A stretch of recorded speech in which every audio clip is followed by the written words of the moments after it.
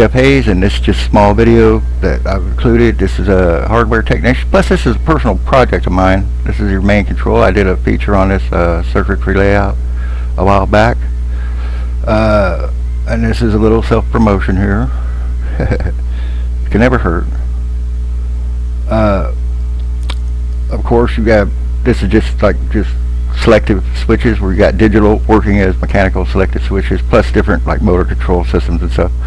Now you want a data entry, so here you have a keypad, which is basic circuit, straightforward. From the top over to the right, you'll see the top decimals. The top one is your least significant bit, and the bottom one will be your most. Normally you'd see this laid out from left to right, and as you entered in the data, it would start from the right and move over to the left. The same process is here. Now once you've entered this in, you have to transfer it somewhere.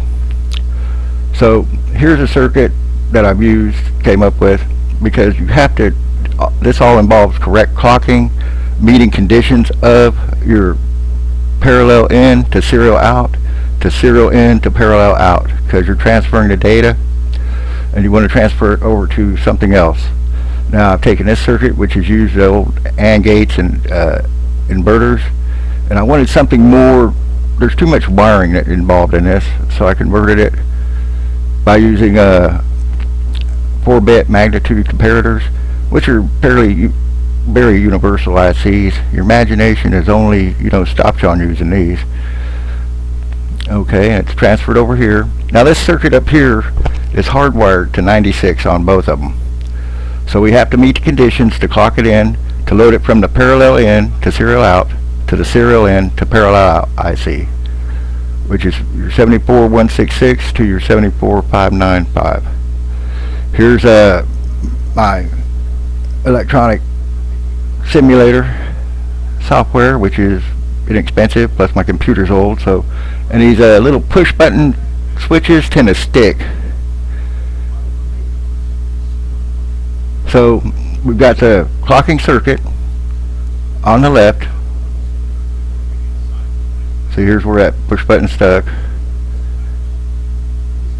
And what we're going to do is this is going to accept the information that's hardwired as parallel in on the 74166. Now you see the outputs are fanning out on the 74595s. Well, they're supposed to fan out, and it doesn't make a difference because the data is entering into that IC and going into the storage registers as it's coming into the IC chip. So the outputs will vary. But the important thing is you want to come to the end with the correct data, which is 96. And the clocking software on the left stops on the appropriate clocking to keep the data from not being overshifted or incorrect. Now here's the clocking, and this is what the circuit on the left does. It ensures this. The clock inhibit, the serial shift, and the parallel in load are the 74166 conditions that have to be met.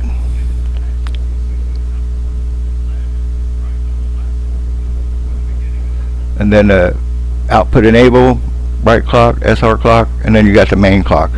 This is where we met that. We clocked it in while the load was, low, and then it went to a serial, back high to the serial shift to where it starts clocking it. We met it to output to the right clock, and the SR clock they have to mirror each other adversely and proportionate, like, opposite. Now here's where, like I said, and this serial data in it can be through anything. The commands is 4 decimal, which means the commands can, be entered in via keypad or by a sub-circuit. Now once the sub-circuit has that information, it wants to transfer it to the main circuit or the controlling circuit.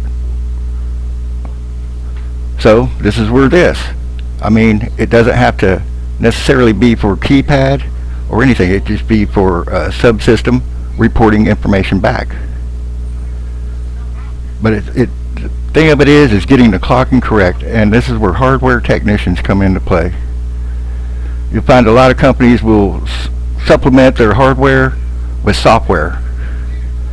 Now, a good hardware technician can tell the difference between software and hardware problems and save the company a lot of money and usually minimize their downtime. This is more self-promotional, of course. But being able to work with this, and this is like a hobby of mine. When I'm not working in it, I'm always, hobbying in it. And this is one of my own little pet projects and stuff. I have a lot of different stuff that eventually with this circuit, it'll be from analog to digital, digital to analog. And this is, again, important.